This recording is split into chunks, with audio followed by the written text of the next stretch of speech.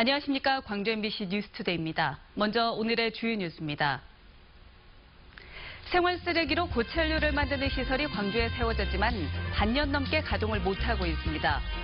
고체연료 생산이 중단되면서 쓰레기 처리도 혼선을 빚고 있습니다. 무엇이 문제인지 집중 보도합니다. 진료 기록을 허위로 꾸며서 보험금을 부당하게 받은 요양병원 원장과 환자들이 경찰에 적발됐습니다. 곡성과 영광에서 달리던 차량이 잇따라 화재가 발생했습니다. 생활 쓰레기로 고체연료를 만드는 시설이 광주에 들어섰는데 어찌된 일인지 반년 넘게 가동을 못하고 있습니다.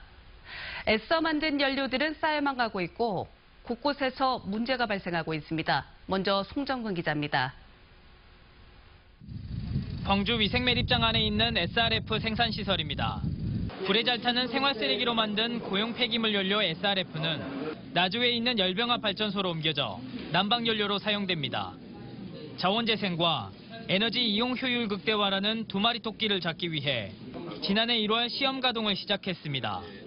위생매립장에 하루에 반입되는 800톤가량의 쓰레기 중 가연성 쓰레기를 분류해 매일 330톤의 SRF 연료를 만들었는데 올해 1월 가동을 멈췄습니다. 환경오염과 건강권을 위협한다는 나주 주민들의 반발로 SRF 반입이 가로막히면서 생산 중단으로 이어진 겁니다.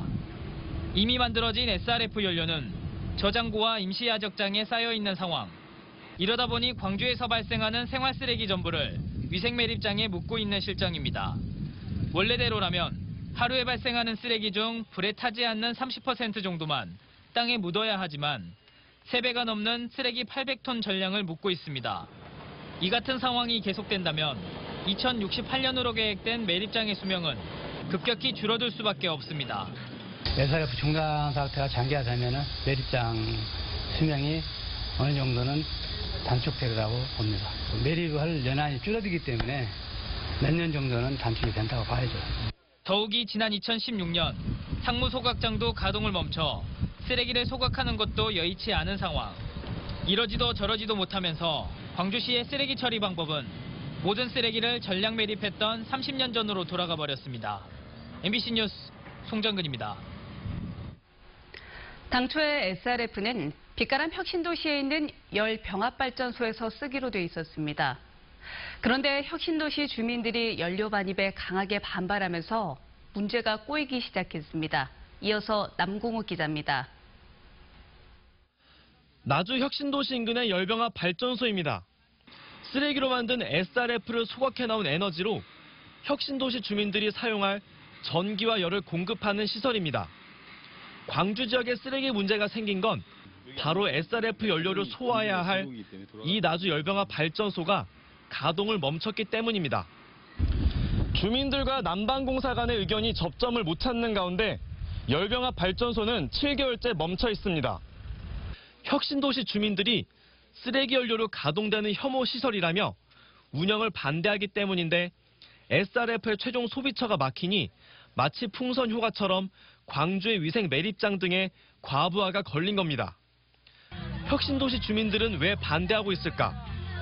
깨끗하다는 발전소 측 장담과 달리 시험 가동 때 일부 주민들이 몸에 이상 반응이 생기는 피해가 발생했다며 악취 등의 피해를 뒤집어 쓸 수 없다는 겁니다. 여기에 광주에서 대부분 발생한 쓰레기를 왜 나주 혁신도시 주민들이 떠안아야 하냐는 거부감까지 더해지면서 나주시와 발전소를 상대로 매주 집회를 이어가고 있습니다.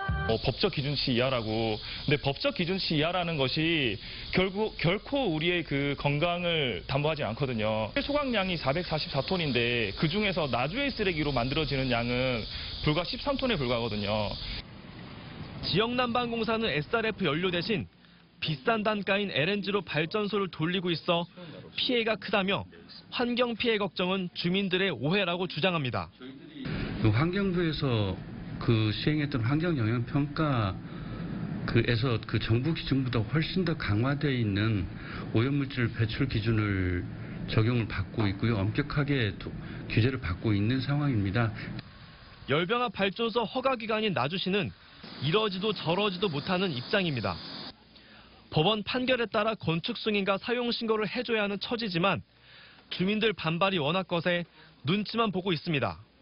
각 사업자 또 시민들께서 하시는 주장들 이런 부분들이 이렇게 조화롭게 이렇게 진행되기가 쉬운 여건이 아닌 것은 이렇게 분명합니다. 광주시도 지역 간 대결로 비화될 수 있는 SRF 문제에 말을 아끼고 있습니다.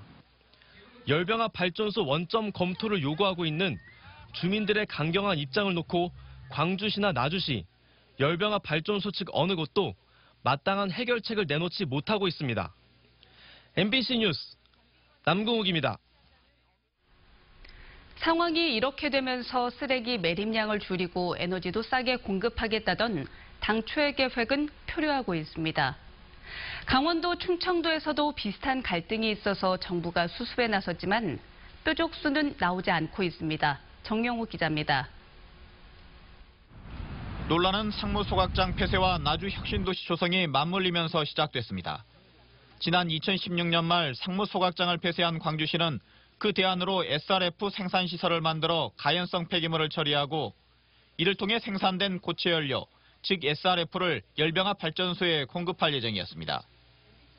이를 위해 광주 양과동 위생 매립장 안에 950억 원짜리 SRF 생산시설이 마련됐고 나주 혁신도시에는 2,700억 원이 투입돼 인근 아파트나 공공기관 등의 열 에너지를 공급하기 위한 열병합 발전소가 건설됐습니다.